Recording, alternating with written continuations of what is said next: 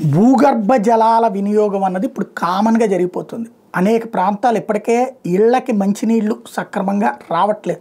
మున్సిపాలిటీలు, కార్పొరేషన్లు, పంచాయతీల నుంచి. దాంతో బోర్‌లేసుకున్నటువంటి వాళ్ళు ఒక ఎత్తైతే, ఈ మధ్యన బోర్‌లేసుకోవడానికి డబ్బులు ఎందుకులే అని చెప్పేసి ట్యాంకర్ల ద్వారా నీళ్లు తెప్పించుకున్నారు. పట్టణ ప్రాంతాలలో ఉన్నటువంటి వాళ్ళు సరిహద్దుల్లో అంటే పట్టణ ప్రాంతాలు విస్తరించినప్పుడు ఆ చుట్టుపక్కల ఎక్స్పాండ్ అవుతూ ఉంటుంది. ఆ ఏరియాలో కట్టే కాలనీలన్నిట్లో కూడా భూగర్భ జలాల మీద ఆధారపడినే ఉంటుంటారు. అదే సందర్భంలో మరొక వైపున ఈ భూగర్భ జలాలకు సంబంధించి ఆ ఏరియాలో చాలా ప్రాంతాలు ఏమైపోయిందంటే భూగర్భ జలాలు సమృద్ధిగా ఉన్న చోట్లను మినరల్ వాటర్ ప్లాంట్లు అని చెప్పి పెట్టి, అది వాస్తవంగా చెప్పాలంటే సేఫ్ డ్రింకింగ్ వాటర్ అంటే తాగునీళ్ళని వీళ్ళు అమ్ముతున్నారు.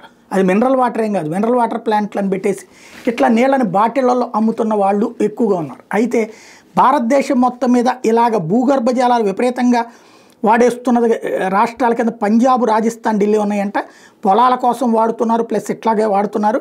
దేశవ్యాప్తంగా 2024లో భూగర్భ జలాలుగా మారిన వర్షపు నీరు 12,650 టీఎంసీలు అయితే 11,503 టీఎంసీలు వినియోగించుకోదగినవి. కానీ 6,956 వినియోగించుకున్నారు. ఇంకా వినియోగించుకోదగ్గ జలాలు 60% ఉన్నాయి. ఎక్కడైతే అధికంగా భూగర్భ జలాలు వాడతారో ఆ వాడేటటువంటి చోట్ల మాత్రం ఆంక్షలు పెట్టేటందుకు కేంద్రం అడుగులు వేస్తోంది.